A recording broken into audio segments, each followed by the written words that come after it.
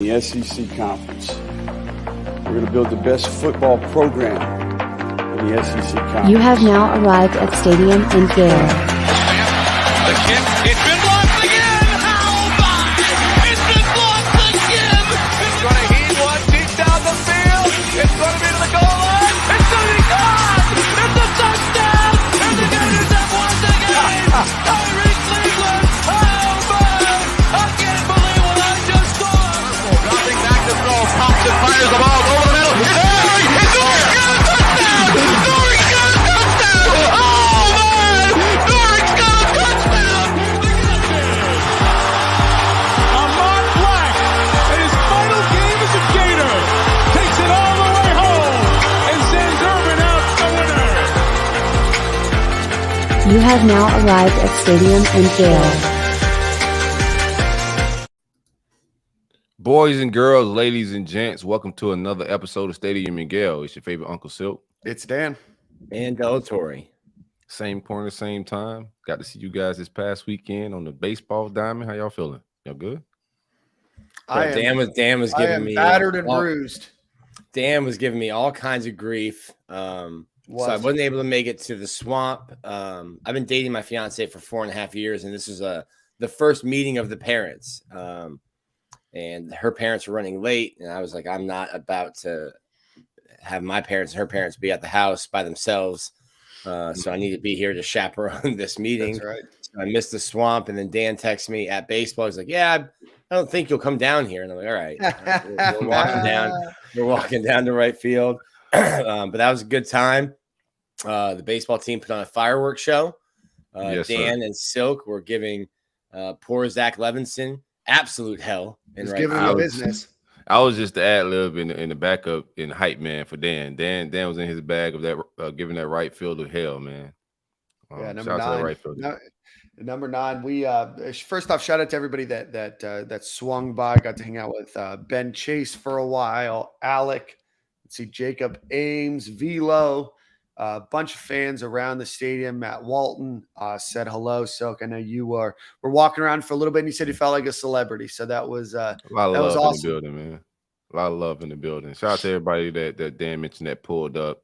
And also, that right fielder got a lot of action on Friday night. I don't know if you guys were watching the game, but they gave him a lot of fielding to do, I would say. So baseball is definitely runs, lots of runs. Lots of runs. That number 9, I think over the course of, I think it was the 3rd inning, 4th inning, he had 5 or 6 straight balls either hit his way or plays that he was involved in. And he had one where he short hopped it to the second baseman. Got to throw a little bit more effort into the ball. You know, you're a scholarship athlete.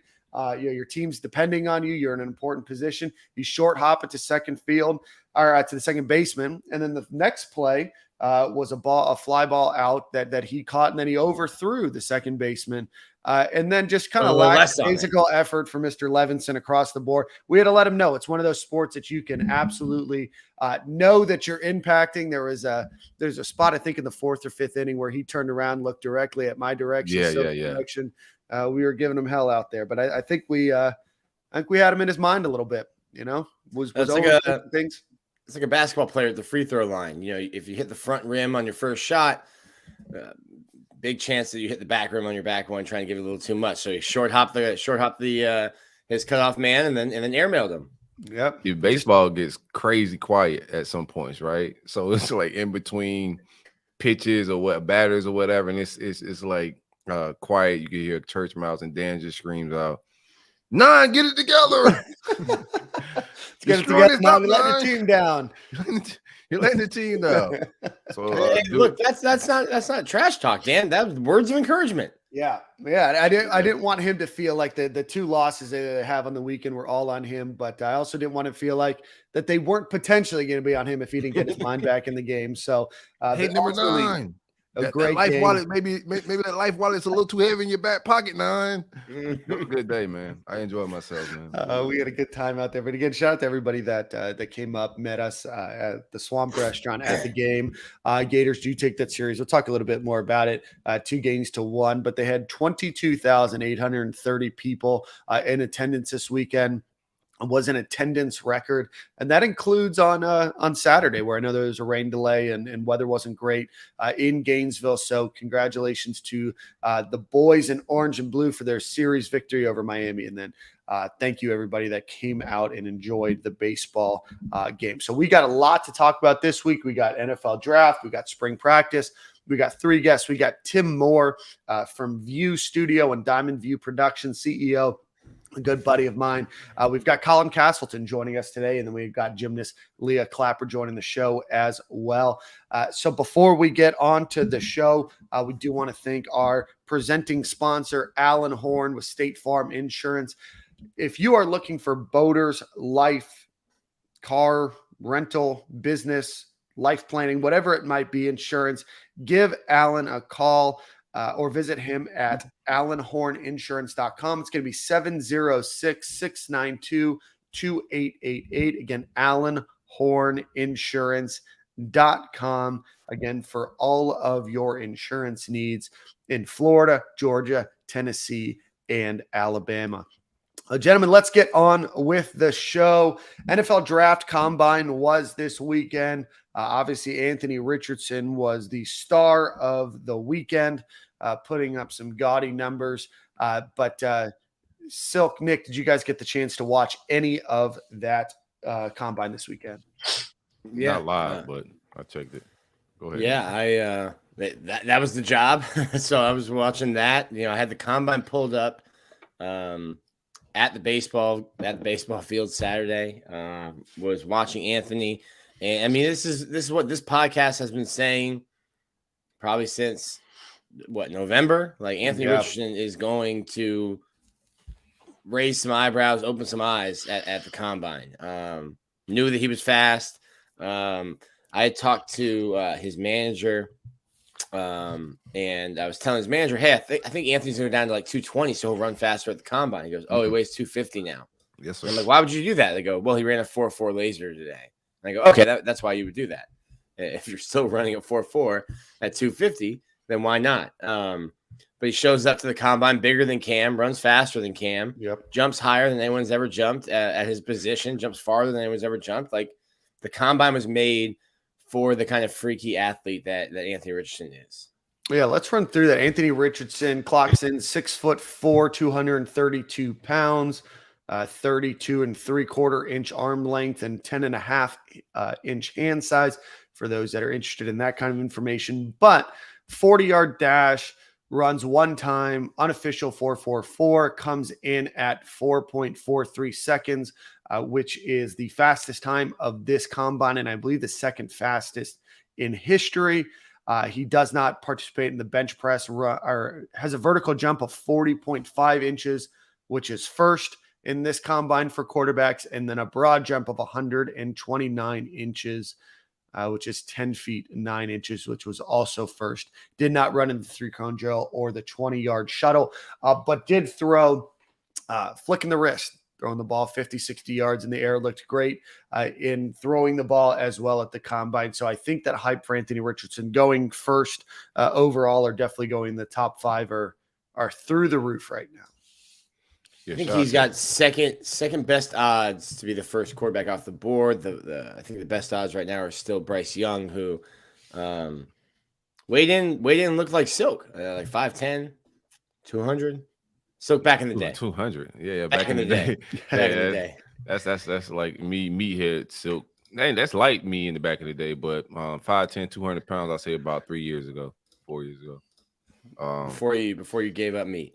With a noodle arm. I don't have the arm that he has, but AR I thought put together a great, and we all expected this. His draft stock was already rising before the combine, so that was a great sign for everybody that was on this AR hype train, right? Of like once he gets out there, he runs a 4.4, and I've been told behind the scenes that he's hit 4.3. You know what I'm saying? So somebody that size be able to run a 4.4 is absolutely crazy.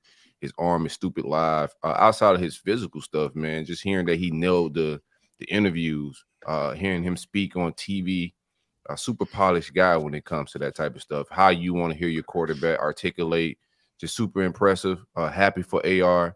I know a lot of fans have their opinions about like him not reaching his potential while on campus at UF, but all of that's not on him. He had 3 different quarterback coaches. When you went from Brian Johnson, you can see Dan Mullen take over, but there was not a whole lot of investment into him and belief into his abilities. You're talking about a guy that may go number 1 overall. He sat behind Emory Jones, you know. So I think that his development is more of an indictment on the coaches that was around him and not pulling that potential out of him and letting him sit a year he shouldn't have been sitting. So we got to see him 1 year, not a whole lot of snaps. Could use just some reps to just become a better polished quarterback. But we're gonna see this guy become a good pro. I think he's invested into his career. I think his work ethic is through the roof. And his football intelligence is through the roof as well. So just watch this kid mature. You know, enjoy the ride. Y'all can stop hating now. It's gonna be a top 10 pick. Just vibe out. Enjoy the show. I shot him. I saw a head-on view of the 40, and I shot AR the video of it because he starts and he goes like off to the left hash, and then he kind of like veers back to the right hash. And I texted him and I said, "Man, you would run straight. You might have run like a 4.23." Yeah. He said if my eyes were open, I might have run straight. But yeah, he's a really good young man, and listen, he's worked hard. Gonna put the city of Gainesville on the map if the University of Florida hasn't already done that. I don't think he's gonna do that, but he got a chance to do some historic things when it pertains to being an NFL draftee at the University of Florida, and I'm all with it, man. And shout out to Billy Napier, because the offense, people act like we just went out there and was looking like Miami on offense or something, but our offense was explosive. People that are questioning, how did Billy not win with, bro? The offense really wasn't the issue. We couldn't stop a nosebleed, and it's a team effort. I don't think we talked about the receiving corps and what AR was coming with in the beginning of the season. Nick thought it was the worst receiver corps ever in the University of Florida. Y'all trashed me for it. No, I ain't trash. I just said it wasn't the worst. I've seen some Ryan Salsas and Wardens. I've seen some terrible wide receiver rooms. So it wasn't the worst, but it wasn't the ideal room and talent that you want around that type of guy. But nonetheless, we move on. CJ Wharton, what a name to bring up. Yeah, Ryan Kiss the baby. CJ Wharton. Pulled up here. The beginning of Vari Lives with CJ Wharton. Pulled up here on YouTube from Bet Online, their first overall draft pick for 2023. They have Bryce Young at minus 190, which means that you have to bet $190 to win 100 should he go number 1. But then Anthony Richardson is right behind him at plus 300. I do expect those odds to probably get closer rather than further away over the next couple of weeks. Anthony Richardson did have what everybody was saying, some of the best QB interviews of the weekend. So I definitely think that he has a very legitimate shot at going number 1 or number 2 overall in the April draft. He also did get a little bit of flack from people on the timeline that said that I also can't catch every pass. Obviously, Anthony Richardson is very much trying to put himself, in a position to say, hey, he can make those throws. I know a lot of, a lot of the Gator fan base was frustrated on some of the smaller or shorter throws, some of the intermediate throws. But what do you guys take to that comment? Do you just brush it off, or any additional thoughts there? He had some drops, but he also had some throws that he just missed, man. You just chalk it up. He had some drops. But I don't, there's no indictment on who he is, what type of teammate he is, or anything like that, in my opinion. I've seen a lot of criticism. I've seen somebody criticizing him doing a flip after the combine. Like, people could criticize. He did a flip after the combine? Yeah, nice little flip. Didn't land it perfect. Did not get a perfect 10. He's not a gymnast, but he did a flip after the combine. he ain't no Leah Clapper. We'll ask Leah Clapper for that. All right, so let's see here.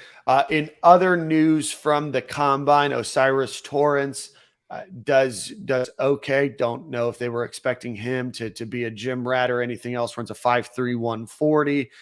does not participate in the bench press. Overall, a lot in the 20s and 30s for him. Still don't think that impacts his draft stock at all. Richard Garage comes into the combine. Nick, maybe you can shed a little bit more light in this. Does a pain tolerance test. The next morning woke up with a swollen ankle, so he was not able to participate in any of the events for the combine other than getting weighed, measured. But Nick, did you get any additional clarity there? Yeah, I've asked a couple doctors. I don't know what a pain tolerance test is. Like, they just get you into this, like, the most public job interview in the world, and they're just like, hey, by the way, we're gonna take you into this back room and we're gonna twist your ankle, and you tell us when to stop. But if you tell us to stop too early, we're gonna say that you're a baby and it's gonna hurt your draft stock. Like, what is a pain tolerance test? So what are you doing? If there's a doctor in the comments that has done pain tolerance tests with their patients, please let us know. Headlocks. just get you in a headlock in the back and be like, listen, you can tap, but then you're gonna be a 6th rounder. Say uncle, you're going in the 7th. Interesting though. I thought he needed a workout. I think he's a guy that I thought would test pretty decent. I don't know what he would have did on the bench, but athletically, I think he can move around a little bit. So he could have used and he got an opportunity at Pro Day, but he could have used the combine workout, in my opinion. So I don't know if that's a plus for him. He could have used it. Ian Rappaport came back to another tweet that I didn't see. An NFL spokesman clarified that my use of pain tolerance test, saying there is no pain tolerance test. The player underwent a typical physical exam. So at some point during that physical exam, maybe he came in with a swollen ankle. Who knows? But ultimately, Richard Garage pulls himself out of the combine. Hopefully, we will see him at the Gator Day here in a couple of weeks. Ventrell Miller did not participate due to his foot injury. Gervon Dexter, who we have an interview with on Thursday of this week, so stay tuned for that. Runs a 4.88 40-yard dash, which places him 5th. Vertical jump of 31 inches, which is 3rd, and a broad jump of 110 inches, which was 6th, and then a 3-cone drill at 7.5 second, which was 5th. I think we all expected Gervon Dexter to have a really good weekend in terms of combine speed, size. He might be rising up some draft boards here too. Absolutely. That 4.88 was amazingly fast, especially seeing what some of our DBs ran. A guy that big, that size. Gervon was a former basketball player in high school, so I knew athleticism was through the roof, but that 40 definitely made him a lot of bread, man. So he should be sliding up some draft boards, in my opinion. Absolutely. Continuing to go ahead, Nick. Our friend Chris Zen might have had the tweet of the century. Added up those two safety 40 times. Says they're about a 9.25 combined, which is what they'll be working. Soon enough. That's great. It's just a brutal tweet. I think those guys last around a little bit in the league. I think Rashard Torrance goes undrafted. I hope he gets drafted, but that 40 time didn't help him. But he got some decent film out there. I think some of these guys are similar to what's my man's name in the plate slot that went Brian Poole. Similar situation. I think he makes rosters, and I think he stands hangs around a little bit. Same thing with Trey Dean. He's just super athletic and can play special teams and shit like that. So, sorry using the S word. He'll be around a little bit. I think both of those guys will be around the league for at least 4 to 5 years. A couple contracts. Yep. Let's keep going through. Brenton Cox, for him, 6'4", 250, runs a 4.82. Does 24 reps at 225, which was 9th overall. Other than that, pretty middle of the pack. I think he needed a better workout. I was going to say I expected a little bit more out of Brenton Cox, especially with him being off the last month of the year. Justin Shorter comes in, runs a 4.55 40, which was 31st overall, but I think a little bit faster than probably fans anticipated for him. So that's good. Vertical jump of 35.5, which was 22nd, and broad jump, he ranked 20th. Nick, you just mentioned Chris Zen's tweet. Let's get into the two DBs. Trey Dean runs a 4.75 40, which was 25th. He does put up the most reps overall at 225 for all DBs with 25 reps at placing first. Vertical jump was 36.5 inches, which was 8th.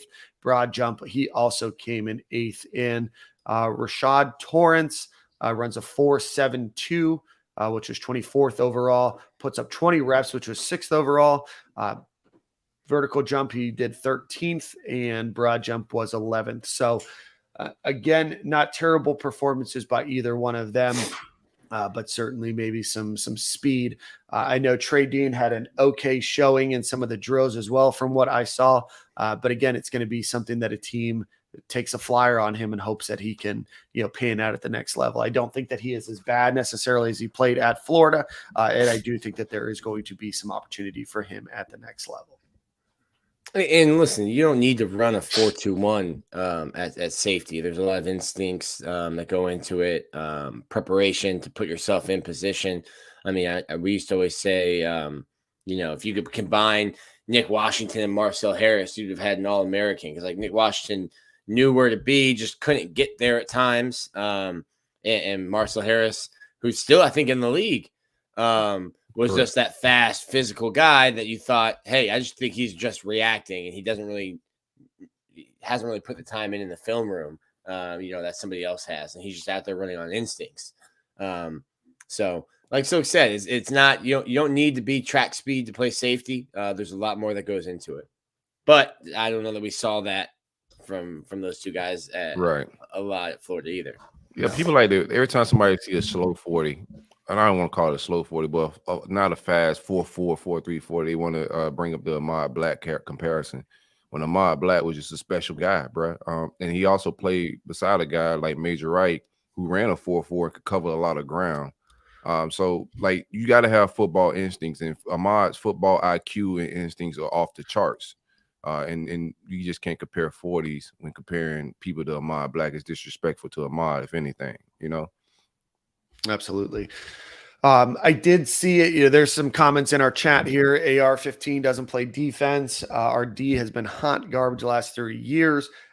I think that's true. I think I saw a stat that said the defense gave up 60%. It gave up points in 60% of the drives this season. So I know there's a lot of commentary about AR and not putting up enough points. Silk, I think you mentioned it as well. Florida's offense wasn't bad. Have we seen more explosive? Sure. Was there times that Florida was in a little bit of a rut offensively? Absolutely. But you cannot blame the offense for Florida going 6-7 this year. There's times that they maybe could have put up more points, but there's also a lot of opportunity for that defense not to allow 28, 29 points per game as well. So right now we have Anthony Richardson, almost definitively a top 5 draftee in this NFL draft. If he goes number 1 overall, he will be the first Florida Gator ever drafted number 1. I think Florida had a player drafted number 2 many moons ago. So that would be the highest. But again, Anthony Richardson, Osiris Torrance is probably a lock for the first round or early second round, or definitely one of the first guards taken off the board. Jervon Dexter probably increased his draft stock. Do you think anybody else helped or hurt their draft this combine? Justin Short at 6'5", ran very well. Go ahead, Nick. I think Shorter helped his draft stock a lot during the East-West Shrine game, and then with his time, I think Osiris Torrance didn't do anything to hurt his draft stock, which he probably made himself the number 1 offensive guard during the Senior Bowl week. And I think Trey Dean, I don't know that the 40 time will hurt him as much or hurt what he did at the East-West Shrine Bowl. I think he helped himself a ton that week at the Shrine Bowl out in Las Vegas, and I don't think anything he did at the combine is going to, erase that. He could have helped himself if Trey didn't go out there and run a 4.5 after his then you go crazy, especially with the bench press. He did like 26 reps on the 225. So he could have helped himself with a faster 40 time, but he didn't hurt himself. His draft stock is what it is. I don't think it went down after the draft. Nick, what is the Gator Day? What day? Gator Day? Yeah. Or when they're going to do their. I'm sorry. Every day. It's every day for me. March 30th. Trey Dean tweeted a text about him having some tears in his labrum in his hip. and that being a reason why his 40 time it was what it was, and says see y'all March 30th. Okay. So if you're reading between the lines, I don't think it could be anything other than, hey, I'll be running again on March 30th. Well, where are you going to be running? So I'm guessing Florida's Pro Day will be March 30th. I had expected a faster time from Trey Dean. So if he's saying he injured, I believe him, because I expected a low 4.6, 4.5 from Trey Dean, to be honest with you. He works out too much. He looks like a chiseled Greek god, bro. There's no way he can run a 4.7. I think he's faster than that, but we'll see. And Pro Day is friendlier on the clocks, traditionally. All right. While we wait for Tim Moore to join us, I can run a 4.4. I can run a 4.4 at Pro Day. Yeah. Well, now we have to get you to drive back up to Gainesville and get the clock. And listen, maybe I have a slow thumb. Who knows? It could be a 5.4. You my boy. It could be a 5.4. You gonna hate on me? Or you want me to get drafted? What are you gonna do here, man? I want you to get drafted. Hey, he ran a 3.3640. This is the best. Yes. I've never seen anything like it. This is the fastest podcast of time ever. We have Tim Moore waiting for us in the green room here. So Nick will hold on that tight end wide receiver discussion. With that being said, let's welcome my good buddy, Tim Moore. Tim, it's an absolute pleasure to have you on, my friend. What's up, Dan? Good to see you. Thanks for having me. Good to see you, brother. So Tim Moore is the CEO of View Studios, Diamond View Productions. Tim and I met probably 5-6 years ago when Diamond View was still on a rocket ship, but now it's on multiple rocket ships just hurling towards every single production studio around the United States and around the world. Tim, why don't you give everybody a little bit of your story before we get into what you guys did with the Florida Gators? Yeah, well, sure. A little background on me. About 16 years ago, I fell in love with doing video and started a production company. And at that time was mainly just doing weddings. You know, I was 18 years old, couldn't afford a camera, so I was borrowing my buddies, and started Diamond View to do a little weekend work, you know. And a year later, my girlfriend at the time bought me a camera, and this is back in the day when it was the tape-based cameras, the big over-your-shoulder style. And so that was a big investment. And I thought, man, I ended up marrying her. Now, 12 years later, we got 2 boys, and still following that dream. But Diamond View ended up growing and becoming the largest production company here in Tampa. And along the way, we found out that, you know, the technology was continuing to shift. You know, we saw it go from film to digital, and during the pandemic, it went from digital to virtual. And so we started getting into virtual production, which is essentially, if you look at the film industry for the last 50 years, we've been using green screen as a way to replace the background and put in visual effects. Virtual production is using large format LED screens to get those visuals in real time. So it's like the holodeck, you know, whatever you can imagine, you can put in the background and it's instant. You know, what you see is what you get. So this is huge for the commercial industry, because now we can do a car shoot, put it in Tokyo, snap the fingers. Now it's in London, snap the fingers. Now it's somewhere else around the world. The logistics of traveling that car would have taken days, but shooting in the studio takes seconds. So this has been a great technology. So we've built 4 of those studios that we own and operate around the U.S. in Nashville, Vegas, Orlando, and Tampa. But we've built 16 of them for other clients in North America as well. And so we're a fast-growing virtual studio network and looking to build some more this year. That's awesome. Tim, talk to us a little bit about that tech. So it's a bunch of LED screens. Obviously, that makes it very simplified. But what more can you do? What are the capabilities? Talk to us a little bit about the tech that goes into one of these View production studios. Well, if you've ever worn a VR headset, you know, the experience is it goes over your eyes, and wherever you turn, this perspective changes. And so it feels very real and immersive. That's the same thing here. You know, this is all the technology of a VR headset at the scale of an IMAX theater. And so when the camera goes in there and it turns left or right, the entire perspective of the screen changes. And so it's a very realistic effect. We often have people walk in and they almost are a little bit disoriented, because whatever we show, you know, they feel like they're there for a second. So when it snaps, it's jarring. But what that allows us to do is that when we sync that camera and that visual, that optical illusion you see, is getting captured right into camera. So it's all real time final pixel, and really the tech stack is all built on a 3D game engine. So the same game engine that makes Fortnite, Unreal Engine, is producing all of these graphics. And I guess the most extraordinary thing about it is about a year ago, we hit the tipping point where computer generated graphics have now become indistinguishable from regular, photography, video. So you could go into a stock library and ask someone, was this really captured or was it made by a computer?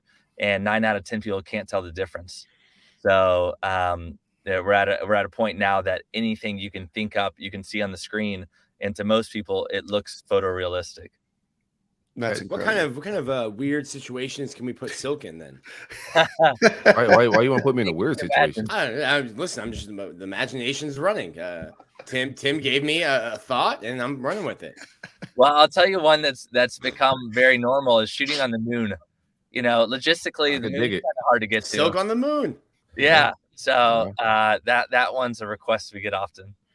With me on the moon? Yeah. You ever been? Not physically. not physically, Tim. Tim, who's your at your point in like creating this company? At what point did you realize that you kind of got a big thing going? Like what client, which celebrity, who was it for you? Well, the turning point for me was about 3 months into this. We had booked some really big clients. We had Mercedes-Benz in, NFL Films was in, but the weekend of the Super Bowl was in Tampa that year. The Bucks had a home game, and so we got a call from the Today Show, and they said, "Hey, we heard about your technology. We'd love to feature you." And I thought, man, that's amazing. When do you guys want to do it? And they said on Super Bowl weekend. I said, great. Ooh. So we ended up on the Today Show on Super Bowl weekend. And ever since that date, the phones never stopped ringing. And it was definitely a pivotal moment for us because this was an experiment to start with. We were seeing if this would help our business grow. And the studio ended up outperforming the business that I grew for 15 years. Man. And so, we had to make the decision, hey, is this what we're going to pursue? And so me and my partner, John, who had been working in Diamond View, basically brought some of the people from Diamond View over and started growing View.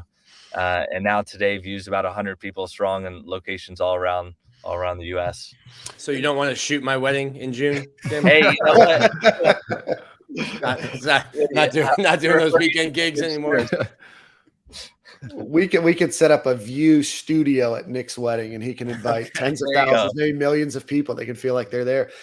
Tim, talk to us a little bit about UF. We don't have to go into a lot of the specifics there, but when UF approached you about the opportunity to bring in a View studio into their new athletic football only facility there, what kind of things did they say that they were looking for? Talk to us a little bit about that relationship with UF. Obviously, very different than Mercedes-Benz or, an actual studio using it. This is going to be used for athletes and for recruits. What was that conversation like and what they were asking for you guys?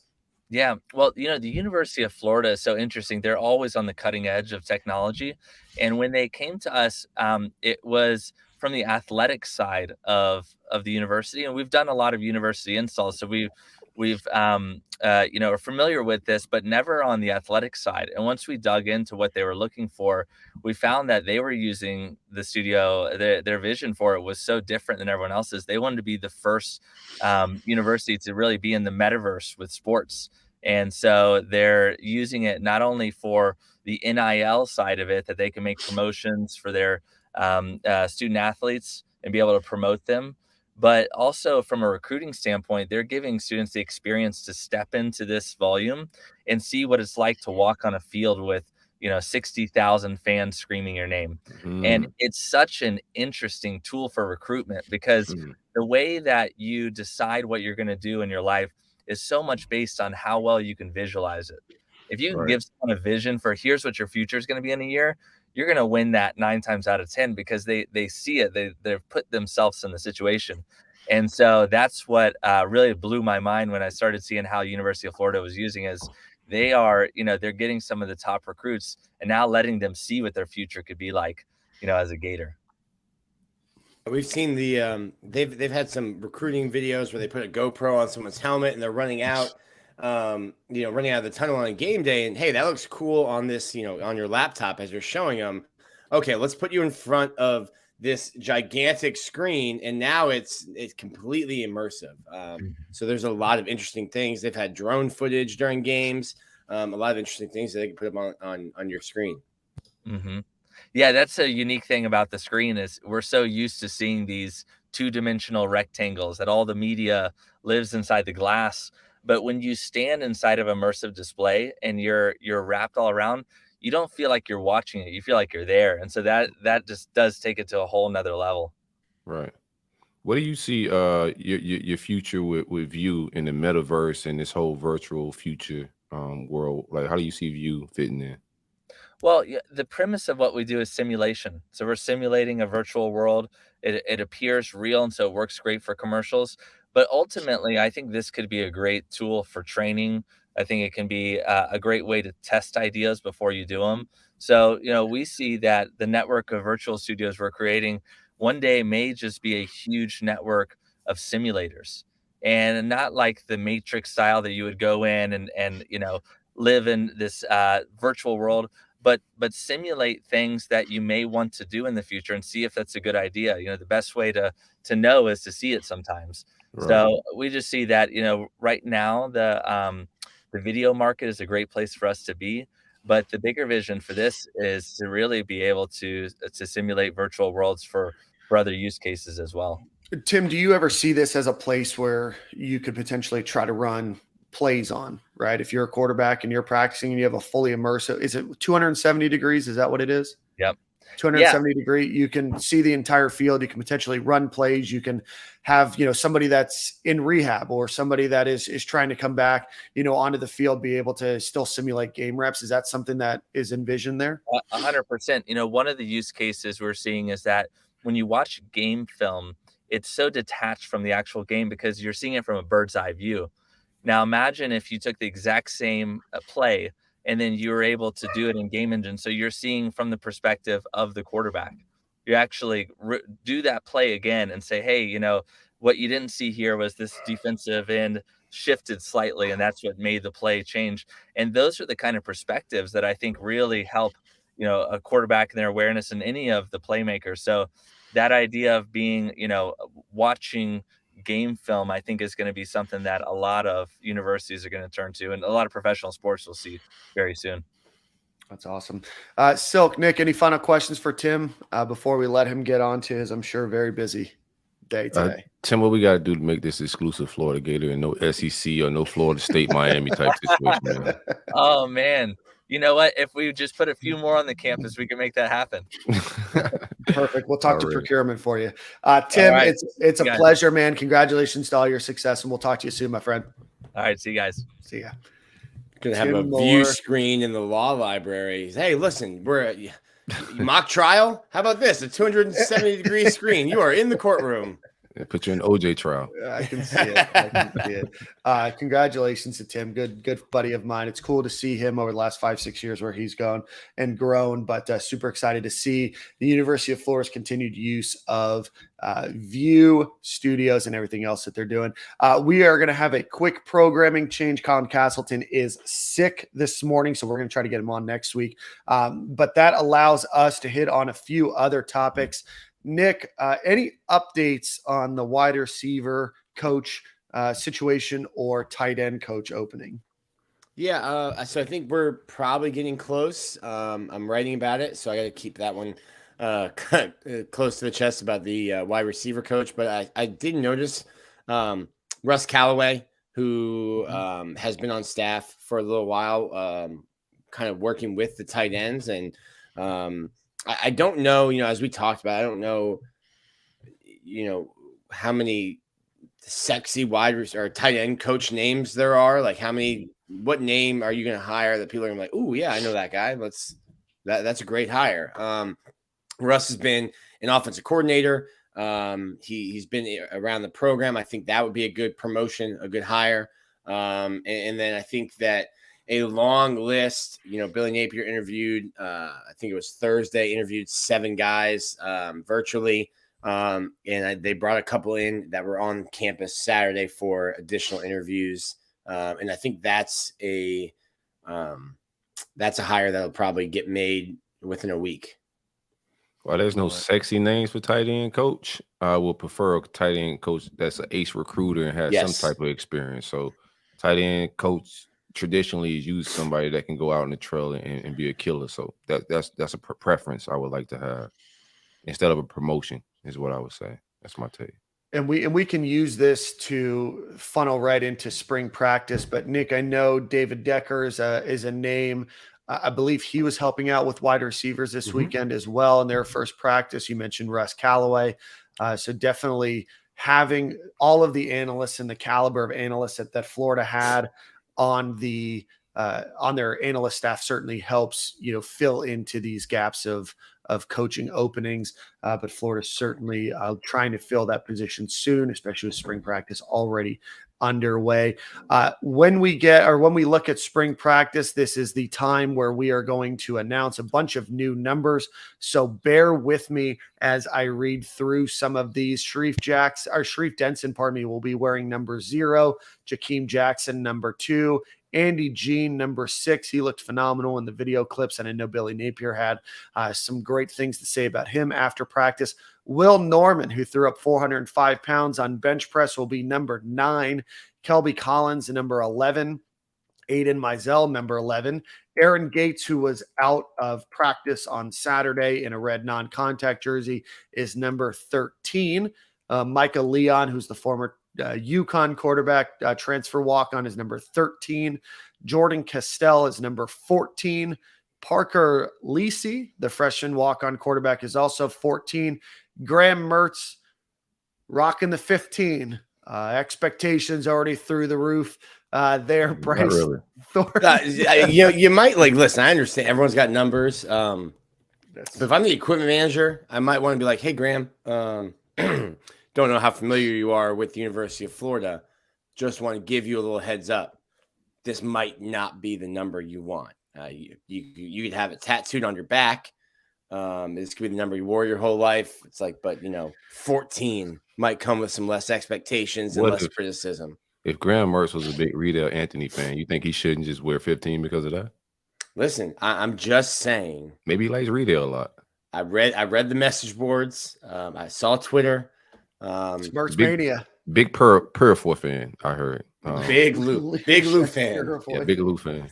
Oh, man. Bryce Thornton, defensive back, 18. TJ Searcy, 19. Trayon Webb, 20. Taraja Mitchell, 20. Transfer linebacker from Ohio State. Deuce Spurlock, number 22. The transfer. Deuce. Got to put Deuce in the Deuce. Did somebody tell him Emmitt Smith wore that number?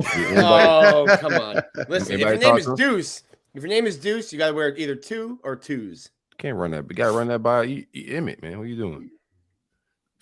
I kid. Cameron James, defensive lineman, number 24. Cam Carroll, the transfer from Tulane, is 27. Jaden Robinson, 29. Let's see. Manny Nunnery, the transfer, is 34, linebacker. We're getting into some other walk-ons here. Bryce Levitt, 53, offensive lineman. Micah Meskua, the transfer from Baylor, is 54.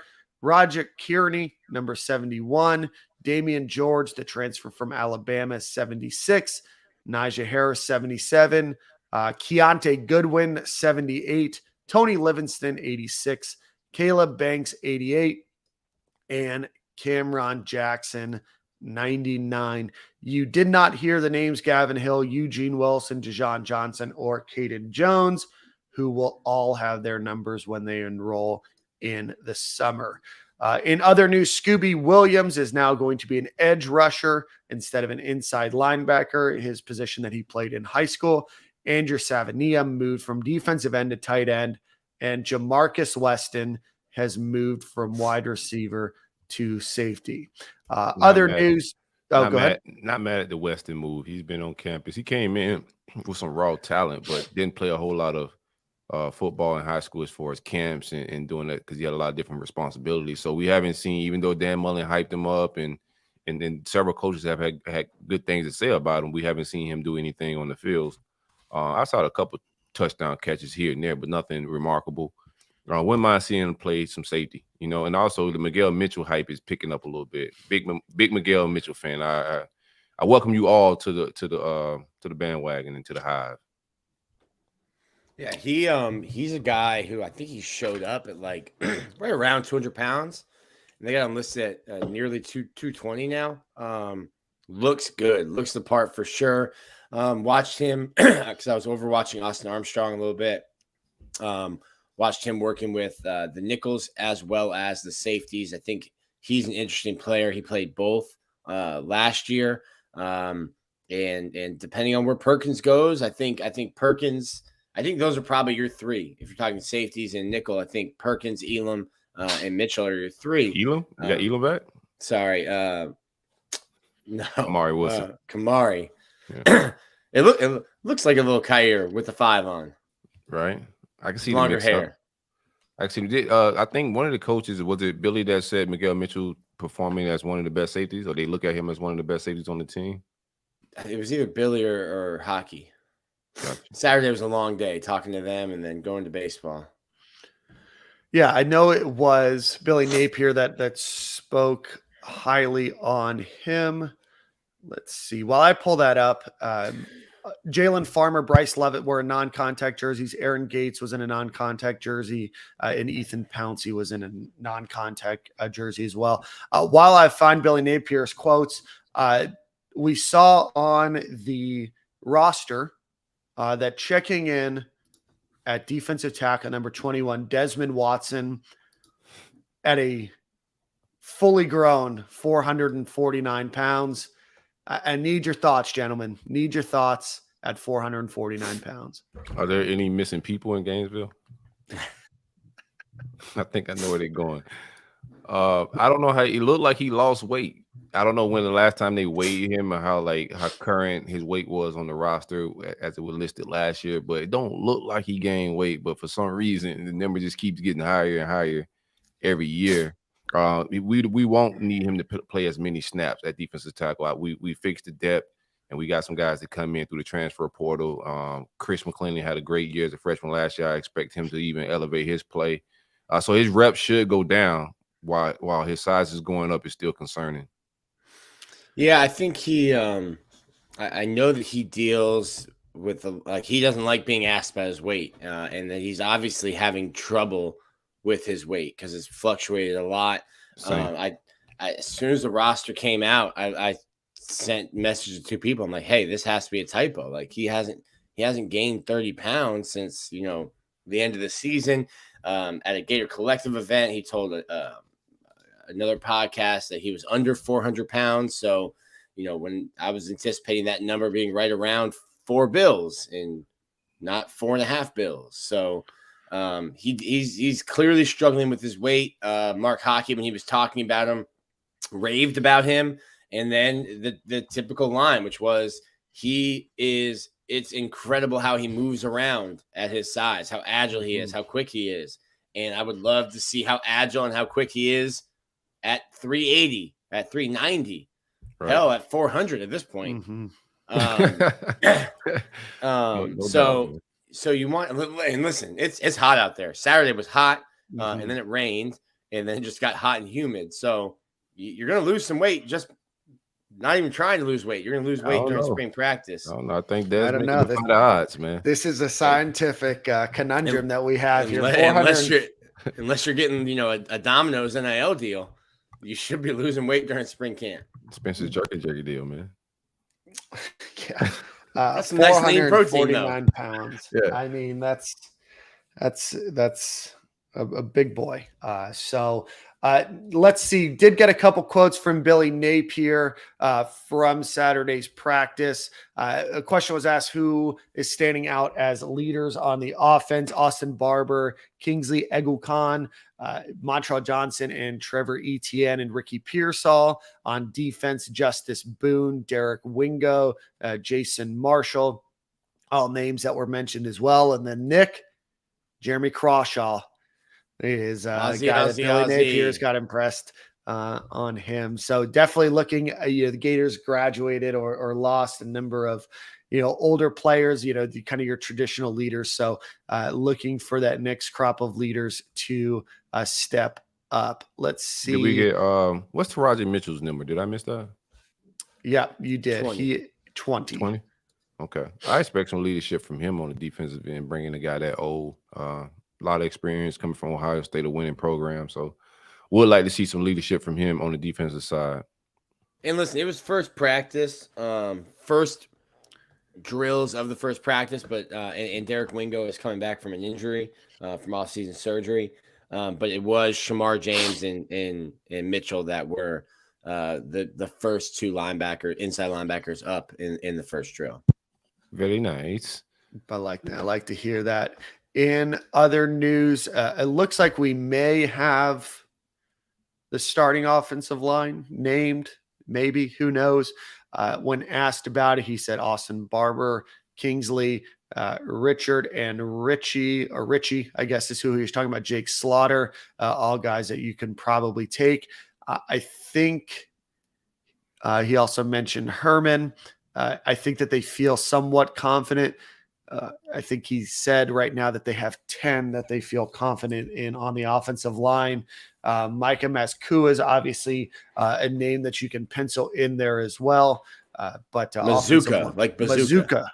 Mazuka, like bazooka. So ultimately, it does look like Florida is going to be fielding a pretty solid group on the offensive line there. Obviously, with two offensive line coaches, you expect some great performance. Andy Jean, like we mentioned, also got his flowers from Billy Napier. Mentioned him doing really, really well in the first practice. I know that that's a guy that they're excited about. Aiden Mizell, certainly somebody they're excited about on the offensive. Real quick, Andy Jean is just super mature coming in, like the vibes, like you just feel every interview, the way he handles his social media. My nickname for him, the young professional, bro. A lot of Van Jefferson vibes from him. Also, as far as like on the field abilities, just get a lot of Antonio Callaway abilities and that South Florida work ethic and route running. Just a young professional, bro. I love the way Andy Jean move and the way he play and approach the game.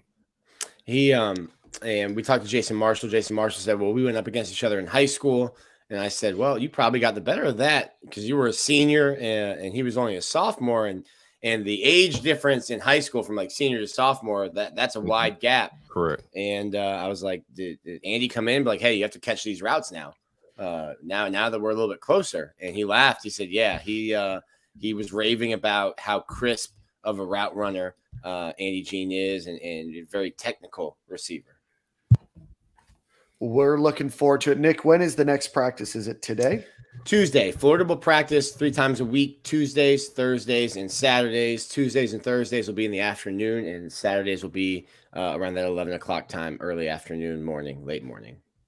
Excellent. So we will be looking to see Nick, and they are still in shells for 2 more days. Yeah, it looks like they're in pads because they wear these like I don't know if they're like a foam or like a hard foam, but it looks like shoulder pads, but they're not in pads. You can I love the workaround. There you go. So Tuesday will be again just helmets. Shells will be Thursday when you can wear shoulder pads, but not pants with pads. Saturday as the 4th practice will be the first full padded practice. So stop asking me about offensive line, defensive line. I'm not watching offensive and defensive line when they're not in pads. When those boys can start actually hitting each other, that's when I'll watch the line. Right now, we're just watching Graham Mertz and throw to people with no one covering. How is the quarterback reps being divvied up between Graham Mertz and Jack Miller? Is there a difference, or are they kind of battling it out this spring? Florida's getting well. It looked like from the first practice that Graham Mertz was getting the first snaps. That can change. I mean, Jack Miller got some first snaps over Anthony last spring. I didn't watch that much of them in the first practice. I'll probably stick around them on Tuesday for the majority of our 15 minutes. But there's not a lot to be gleaned or taken away from, throwing check down passes, for the 15 minutes that we're able to watch out there. Was it crisp? Like, what was it? Was it sloppy work? Did he hit the easy passes? Like, all of this matter, bro. I'm breaking He down. looked like Uncle Rico out there. Or was he hitting the easy passes? Was he hitting the mountains?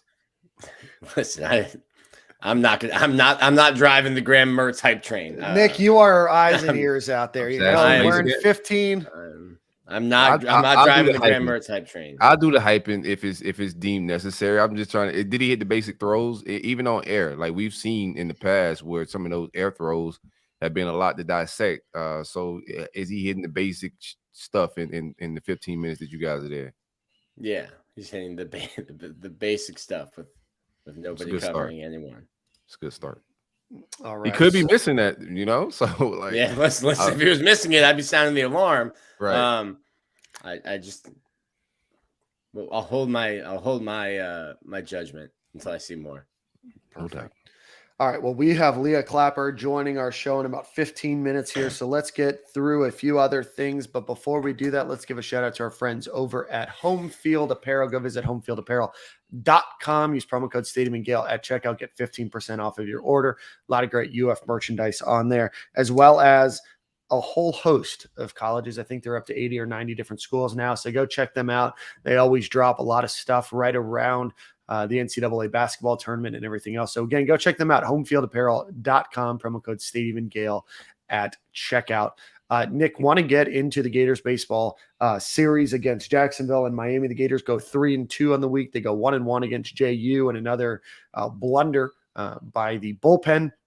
But do go 2-1 against Miami, including a run rule on Sunday. So Nick, break down the baseball game for us on this past week. Yeah, you get a really, really good offense. It has not been the issue for Florida. I mean, they can hit 1 through 9, 1 through 12. Even the guys coming off the bench who aren't everyday starters are hitting the baseball. And the pitching has been spectacular. Florida struck out 157 batters in 111 innings. That's 12.7 per 9. And I think the best performance we saw on the mound was wasted on Saturday night. You get Hurston Waldrop goes out and strikes out a career high 14 on Saturday. I didn't like the decision to bring him back out in the 7th. He had 93 pitches. He wasn't really sharp. You could tell starting to lose some of his command. In the 6th, gets out of it, had to give up 3 runs. Kevin O'Sullivan brings him back out. He lets the first 2 batters on, and then the bullpen melts down. Miami has a huge inning in the 7th that Florida can't come back from. I asked Kevin O'Sullivan about that. The 2 guys that were leading off that 7th, he said had struck out 5 of their 6 at-bats. So that's why you brought him back out. I understand that. You don't have a ton of trust in your bullpen because of the way they performed this early in the season.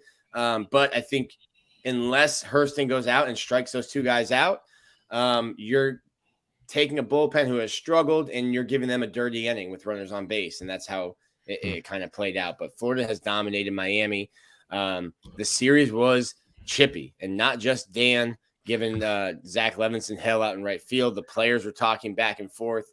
And Ty Evans, let me send this to you real quick, Dan, so you can throw it up on the screen. Ty Evans, Miami had agreed to or requested a 10-run rule, which Florida then hits. Which Florida then hits, and I just sent it to you, Dan. So Ty Evans in the 8th inning. Florida hit 3 home runs in the 8th inning on Sunday. And Ty Evans made it 14-4, which ended the game because it was a 10-run rule and Florida's the home team. My guy absolutely went off. Hits the ball, just walking it out here. Absolutely crushed. Got in his bag, man. That flip.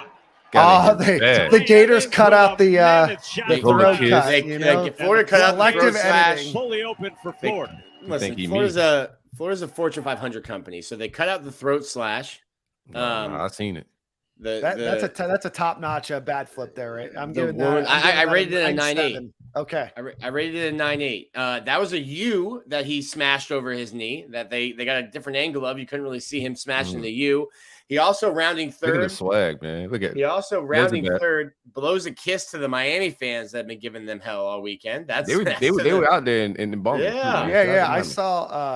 I I saw a flick off of the third baseman. Was that the same? That was a shortstop. Yeah, that different kid. That was Jack. Okay. That was Jack Tani who did that. Okay, I can see that.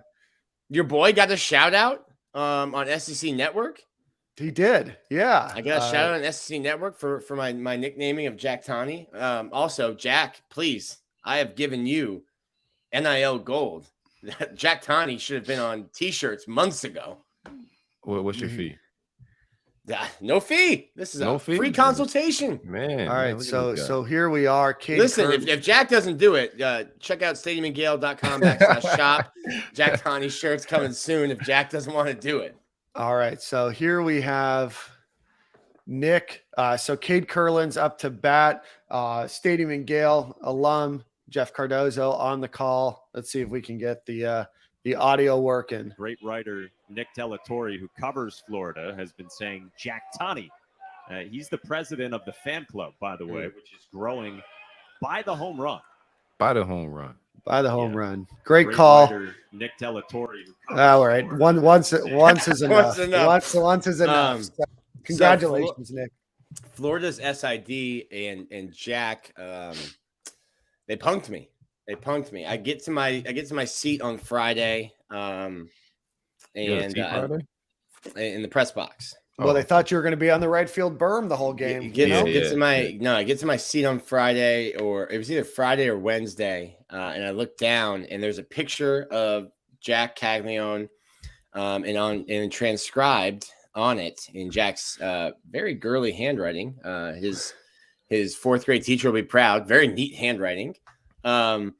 Says to my biggest fan, it says to my biggest fan, Nick Delatorre, and then signed Jack Tani. Joke is on him because I don't think he's signing Jack Tani. So we're gonna do a little white out on the Nick Delatorre, get that framed, and when Jack makes his big league debut, the Jack Tani signature will be put up for auction.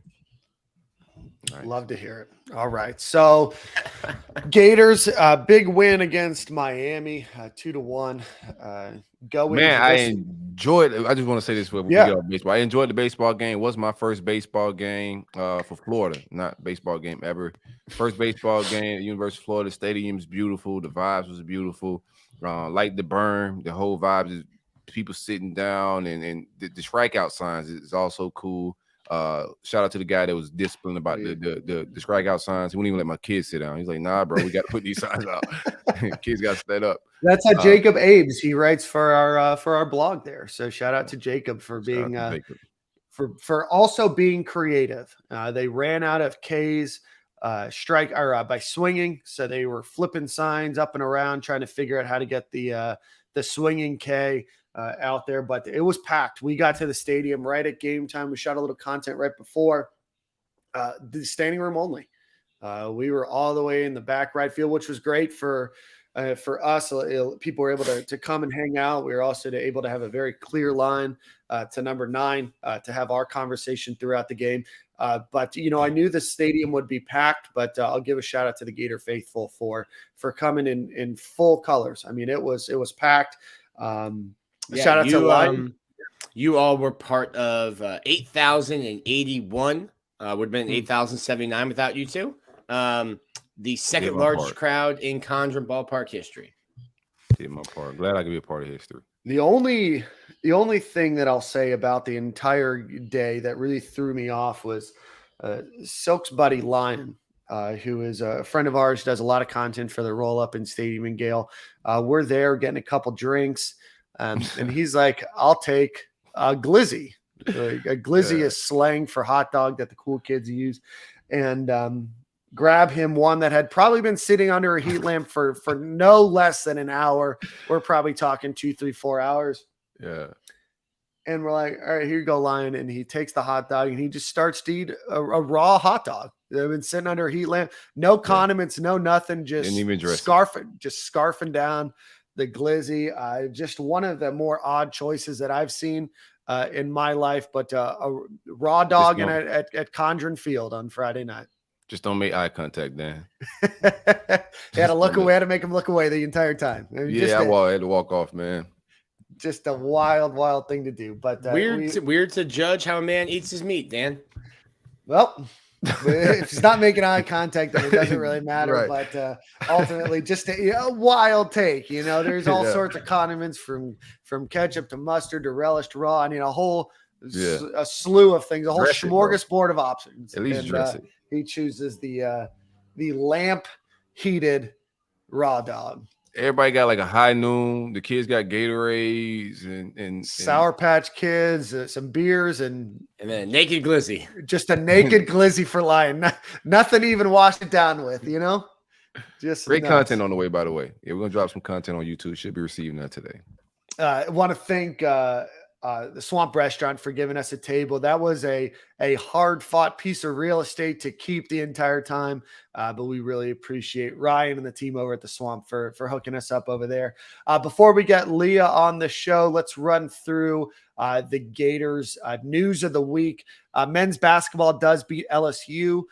Finishes the season 16-15, will participate in the SEC tournament that starts this week, finish with a win over Georgia and a win over LSU to end the regular season. Women's basketball loses in the SEC tournament to Kentucky.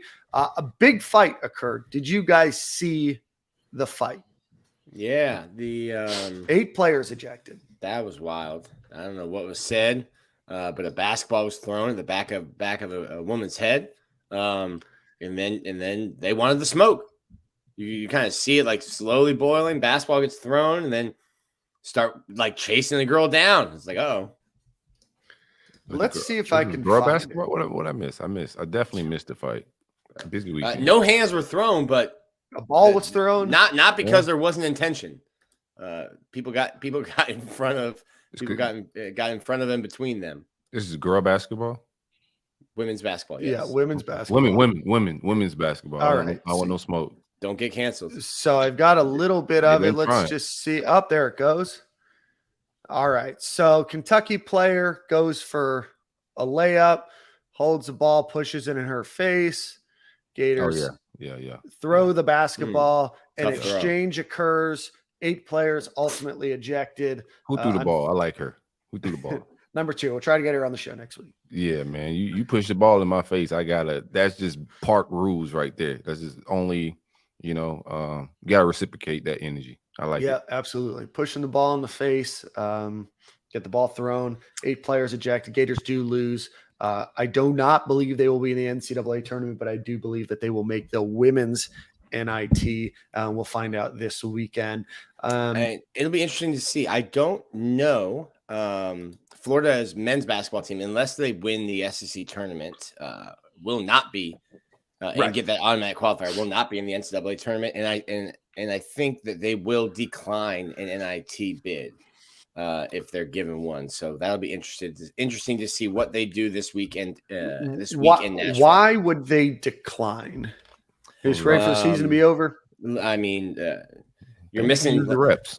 The Florida basketball team. It's not really the reps. This team's going to look very different next year through the transfer portal. So it's not like football with getting those 15 spring practices. Yeah, we went out there and got our doors blown off in Vegas. Basketball team go get their doors blown off in NIT. There's no money revenue, anything they're missing from not going to that tournament. NIT, no, not really. Yeah, no.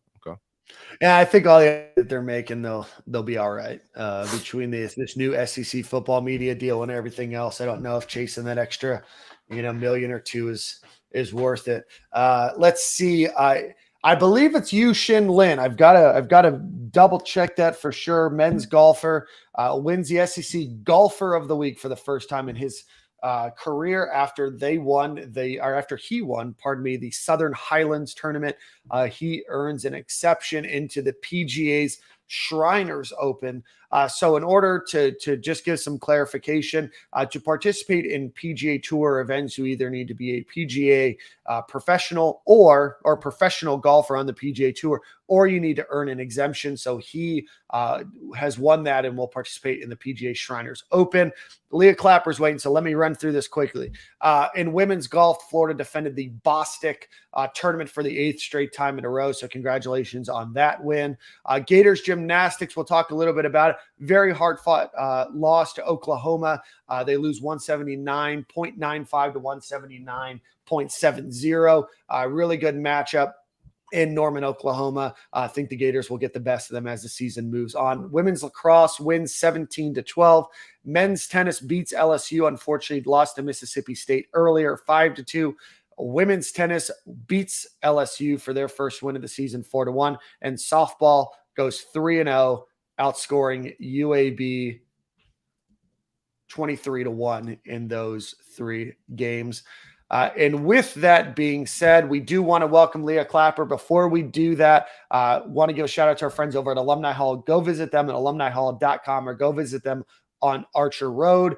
The best in Gators apparel, including some gymnastics wear. And with that being said, we do welcome Gatorverse athlete and gymnast Leah Clapper to the show. Leah, how are you this morning? I'm doing great. How are you?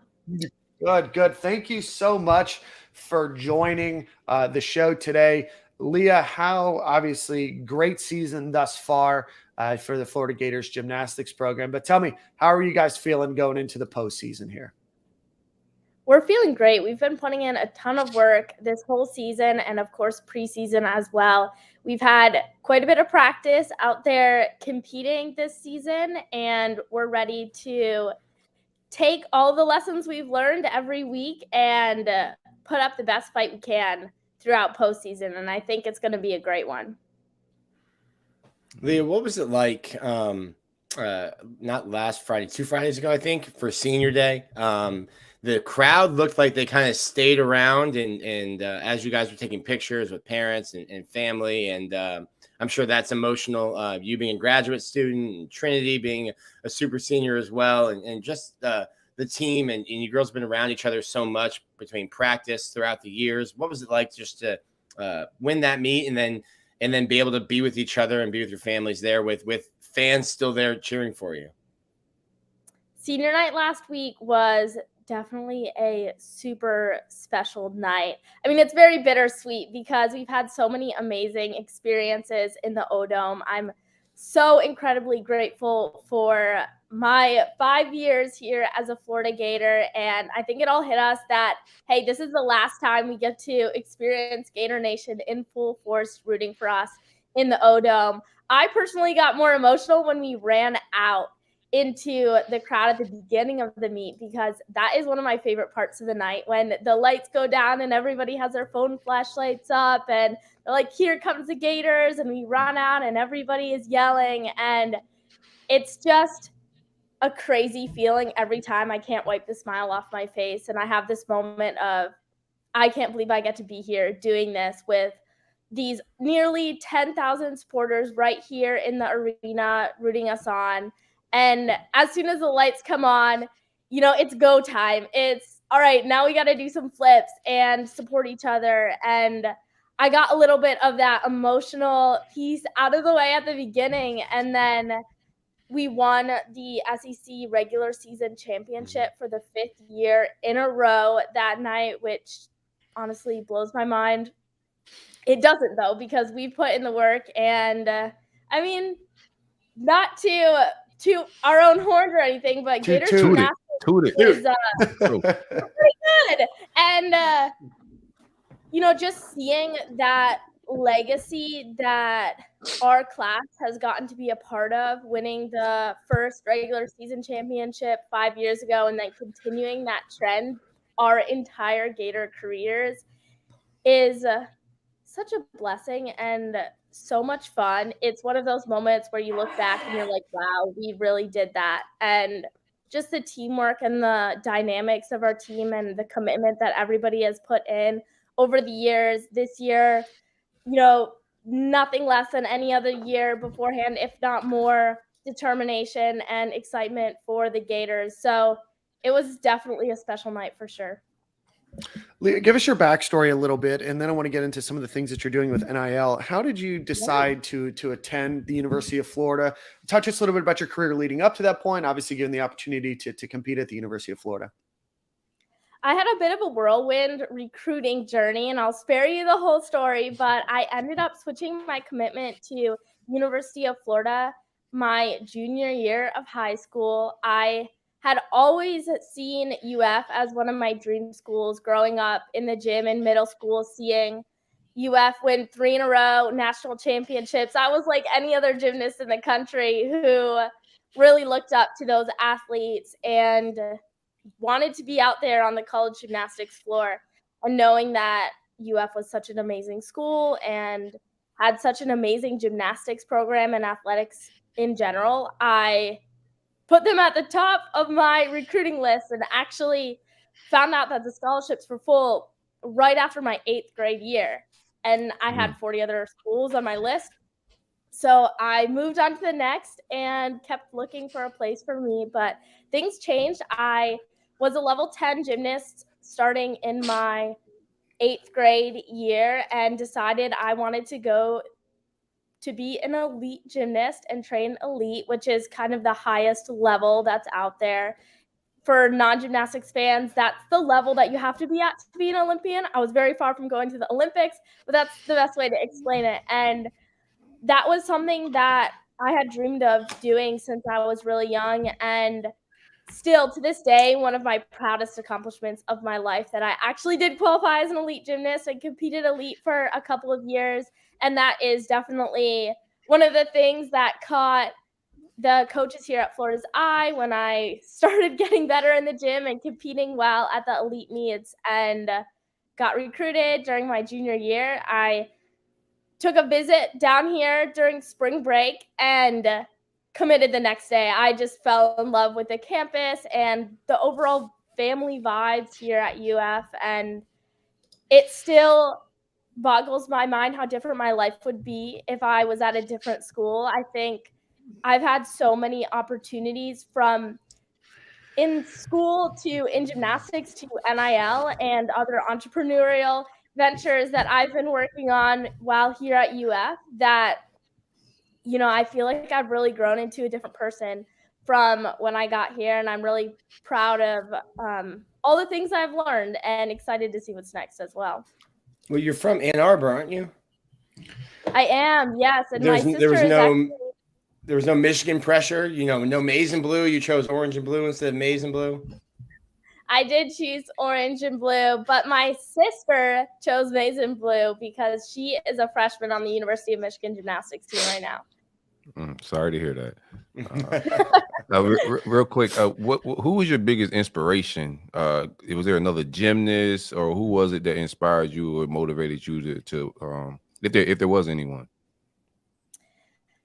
I think I'm the type of person that can really find inspiration in anybody. I didn't necessarily have one idol growing up in the gym. I always loved watching the elite gymnastics competitions and the Olympics and comparing what I could do with what they were doing and really just trying to see myself in their shoes when I got a little bit older and better in the gym, and just seeing people that were better than me, whether it was in my own gym, the athletes that were a couple years older or a couple levels higher, just looking up to them and looking up to people I was seeing on TV, having those role models definitely showed me that there's an awesome path to take in gymnastics and motivated me to see how much better I could be and start reaching for higher heights. And on top of that, my family, just they're incredible and they inspire me in all sorts of different ways. And I'm so thankful for all the support they've given me over the years, especially my parents and my sister, who I had the great blessing to train with her for many years at my club gymnastics gym in Michigan. So we're definitely bonded over gymnastics, and it's really cool that we both get to experience NCAA gymnastics now. That's awesome. Leah, I want to talk to you a little bit about the Gatorverse and about some of the things that you're doing with NIL. Before we do that, always want to plug the Gatorverse on this show. Go visit them, gatorverse.io. And something really cool that they're doing with the gymnastics program is that any purchase at gatorverse.io for a gymnast card will gain you admission into the Balance 180 program on March 25th, where they'll learn the training secrets, train on some floor exercises, and meet the squad. There's also going to be a virtual meet and greet for those unable to attend the trip up to Gainesville. So go visit thegatorverse.io. Leah, how do we get you on the floor? That's a great question, Nick. What do you mean I by might as well that? give it a shot, you know? I want to see Dan develop a floor routine. You can dance a little bit. Yeah, he is quite the dancer. Yeah, I am a dancer. Big dancer. I have never tried a backhand spring. I've never really tried to bounce or to move around. But yeah, I feel like my dance moves are there. If I can figure out the gymnastics part of a floor routine, I think, some perfect tens across the board. Oh, I think it's more of a comedy routine than a floor routine for us at least. Well, how about this? If 20 people buy Gatorverse cards for the gymnastics program, I will go up on March 25th and learn how to do a floor routine. Might not be good, might come back paralyzed, but it was worth it to help the athletes, right? And give me the Stadium and Gale card. I'm buying 20. I think you're gonna have to do the floor routine if you're only setting the number at 20. Yeah, right, I'm telling you what, 20. If we can find 20 people, I'll go up on March 25th and I'll go. I'll put on my best leotard and we'll bounce around. How about that? No leotard. Leah, I want to talk a little bit about the Gatorverse and then NIL with you. Obviously, you were at the University of Florida as NIL got rolled out, but what kind of opportunities has that brought to you guys as a gymnastics program? I really feel like NIL has changed the trajectory of my career for sure and opened up so many professional experiences that I wouldn't have had if it weren't for NIL. And I've done a lot of things in the NIL space. I saw it as an amazing opportunity I really wanted to take advantage of. And so I dove in right away. One of the main things that I've been doing is content creation for different brands. A lot of the things that I do for companies, I do on my own. So I'm creating social media advertisements for them and posting them on my Instagram or TikTok. And I love doing that kind of stuff. I've enjoyed making videos since I was in the elementary school. So it feels very much like a strong suit, but also something that I genuinely look forward to creating on a weekly basis. And one thing that's really cool about the Gatorverse, which I know we want to talk a little bit about that today, is it's a little bit more team aspect. So a lot of the brand deals that I've done through NIL have been individual, but we get to work together as a team to create something really awesome. And I'm excited to do the gymnastics clinic at the local gym for sure, because connecting with young fans and young gymnasts is so meaningful to me. And that's something that I've tried to bring into NIL a lot for sure. And one of the main ways that I've done that is by launching a gymnastics board game, which I teamed up with my former club gymnastics coach last fall to launch the first ever gymnastics board game, which was so much fun. And getting to spread smiles to hundreds, if not thousands, of gymnasts across the country was extremely rewarding. And it was just really cool that I could now use my status as a Gator gymnast to market that. And that's not something I would have been able to do before the NIL regulations changed. So I'm just really thankful for all of the things that I've gotten to do in the NIL space. I've got some other businesses coming up that I'm working on, but it's been great. And yeah, the next thing on the agenda is posting my Gatorverse video that I created and looking forward to that upcoming gymnastics clinic for sure. Leah, top gymnast in the United States here. You have an NIL company called NIL Island. You're working on what I believe is your second master's degree. It looks like you might have even been a teacher's assistant for one of the NIL classes that you have. How do you balance all of this, and where do you get your inspiration and drive in the NIL space? That's a wonderful question, and I don't think that balance is necessarily the right word, because there's always a lot going on. And I think the way that I do it all is by choosing to do things that fill me up with energy. And I know that if something excites me, that I'm going to put my full effort into it and go after it. And I can always stop doing things or set boundaries, say no later. But a theme of my college gymnastics career has been trying to take advantage of all the opportunities that are presented to me that really align with who I am and my values. And I've just gotten to do so many things while here at UF, which has been, I feel like, really setting me up for success, which is very exciting. And the other thing I will say is I'm a person that hates sitting still. I do not like to relax.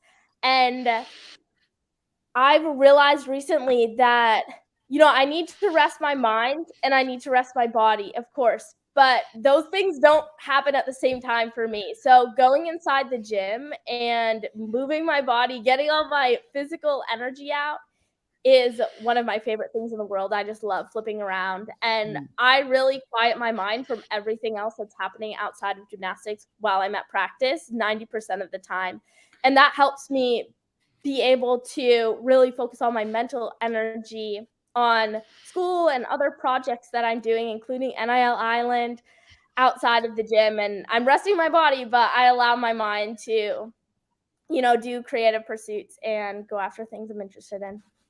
Man, Lord, like, you got me excited. I don't know why, but a lot of big lingo there. What I'm a big music guy, and my favorite part of gymnastic is the floor routine. We talked about Dan's routine that we're gonna do in the future here. What goes into your music decisions when creating your floor routine?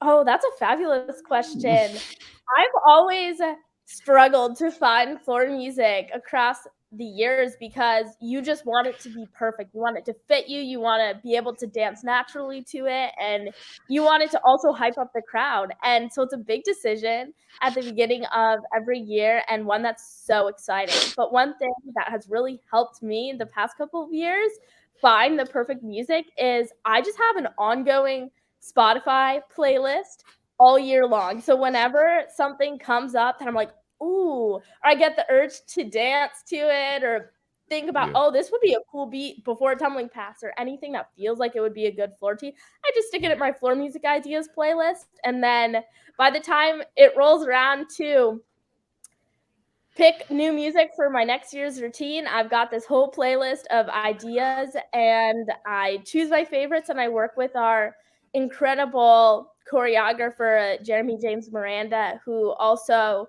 does the mixes for our floor routine music, and he's amazing. And he'll really take the vision that I have in my mind for my music and piece it together into something amazing that builds for the tumbling passes and allows time for dance. And then we work together in a sprint session at the gym for about 3 hours, choreographing the routine at the beginning of the year. And does he also help to figure out when your gator chomp comes into your routine? Exactly. Yeah. So I'm always trying to find some climax point of like a big like boom or something where the chomp can fit, and then we pick a location and stick it in there. That's my favorite part. And bringing it back to just the sport of Gator Nation, I think that moment of doing a chomp on the floor in the O-Dome with everybody in the arena doing it with you is just, it's indescribable, and moments that I will cherish forever.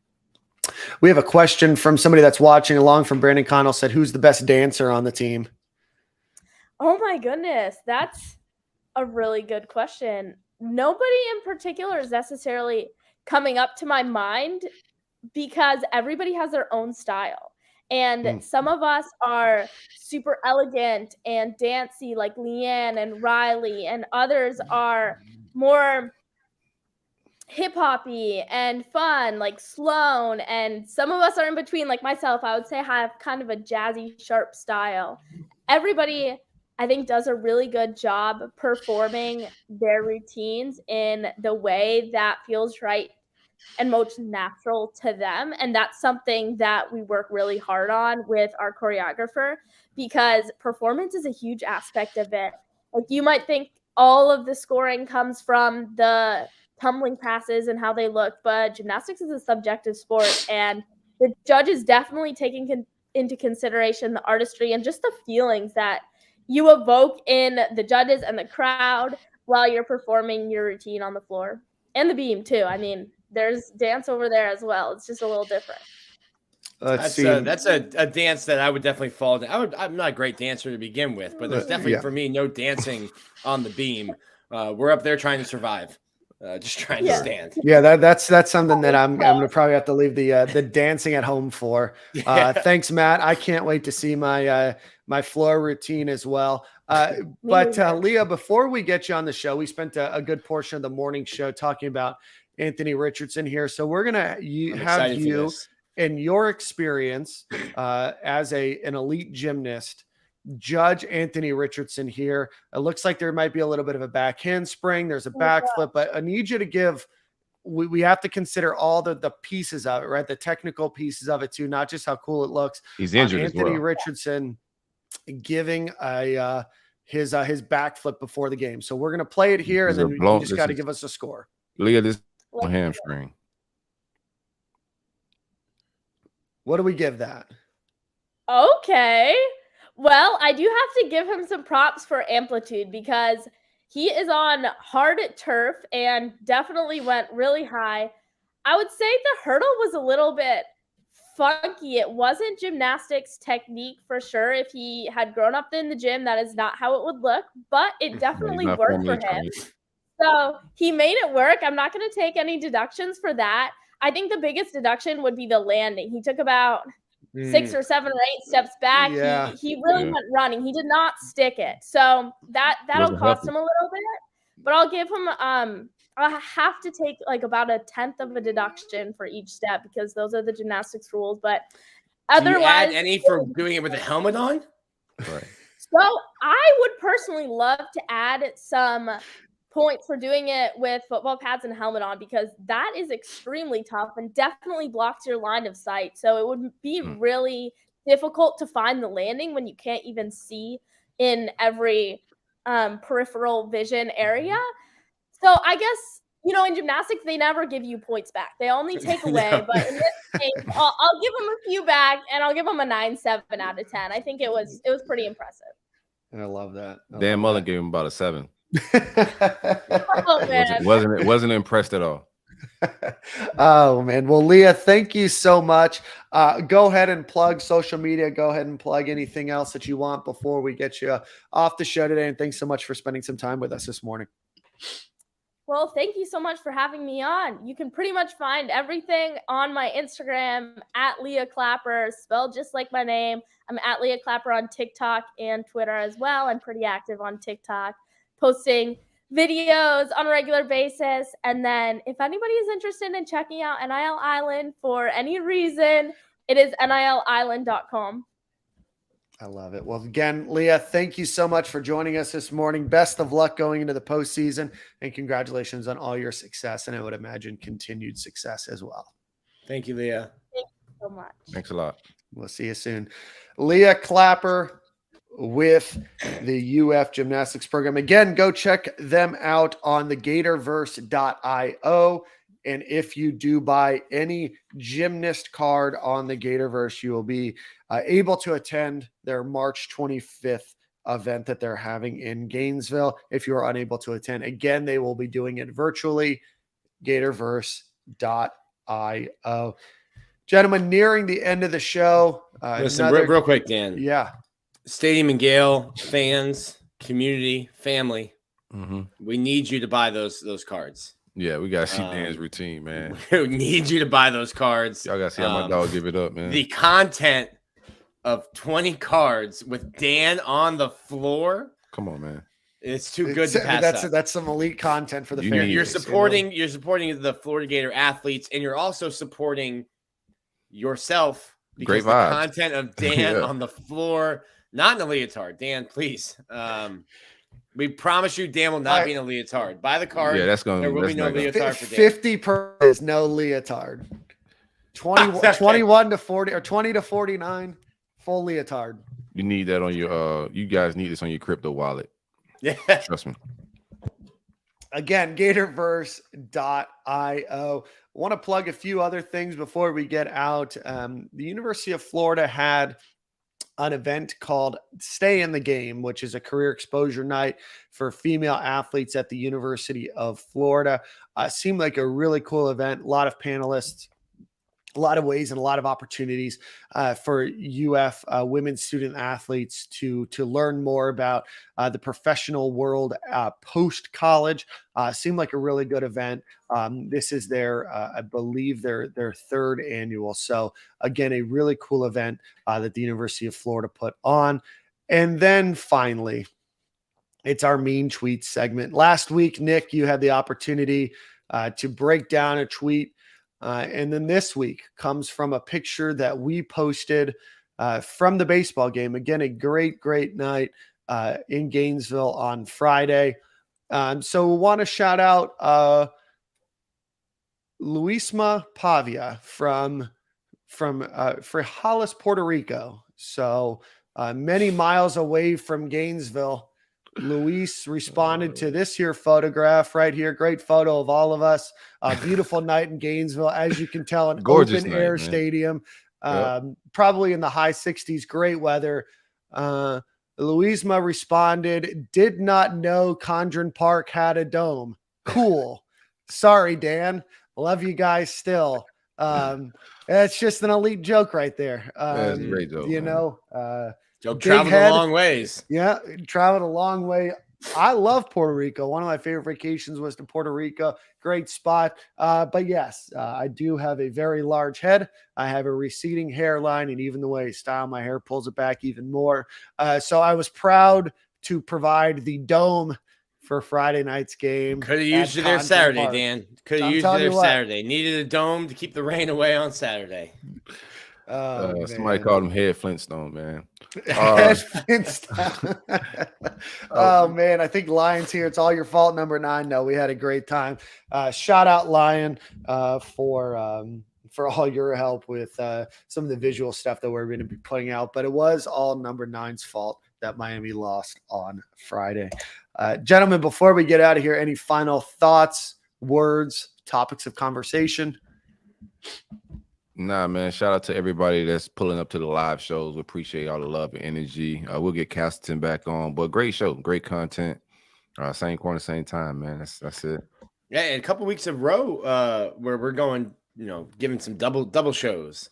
We'll have Big Dexter on Thursday. And if you're here, subscribe, hit the bell, get a notification every time the live show happens. If you're enjoying the live shows, you won't miss one. Hit that bell.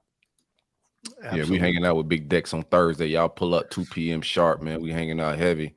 My dog had a big draft weekend. We watched this kid kind of just like it's fun. I love this. This is what I love about this. White. We watched Gervon go from his junior year in high school when I met him all the way to the NFL draft. And it's just full circle watching these kids' dreams come true. I remember my wife seeing him for the first time at a Friday Night Lights camp, and she said, "That's a kid." Yeah, that's a kid. Now he's a grown man going to do some grown folks things, man. So Thursday, y'all pull up. Yep. No, we were there for Friday Night Lights. It was me, Silk, and Ahmad were there. Big Gervon was there going into his senior year. Shout out to Nelly. He gave us the opportunity to go up and meet him by the club seats up there. Got to shake his hands. Got to learn a lot about Big Gerv. Just a super nice, just down to earth guy. Came into the University of Florida with high expectations. 5-star guy. Was double teamed a lot this season. I know some people are wondering where he went and everything else, but that's a tough job that he played. Did a good job for the University of Florida. Now he's going to go get paid. Looks like maybe a second, third round guy is going to get an opportunity to go to the NFL and make himself a lot of money. So shout out to him. Really looking forward to that. Next week, we have former All-American Jason Odom and father of UF tight end. And we also will get Colin Castleton back next week as well. Big offseason of content, as you always expect from us. We always try to hold some of our best interviews for the offseason to give you guys continuous content. But we are going to continue to put out a bunch of other ancillary shows beyond just the main one that drops on Tuesday mornings and Mondays here on YouTube. So again, if you're on YouTube, like, subscribe, turn those notifications on. It helps. Comment, do all of that fun stuff. If you're not following us on YouTube, it's just youtube.com/@Stadium and Gale. With that being said, I think I have the song of the week. I think I'm going to go into to my EDM bag here a little bit. We're going to play John Summit. Where Are You? New song with Hala that just came out. So, gentlemen, we will see you guys on Thursday at 2 p.m. Other than that, same corner, same time.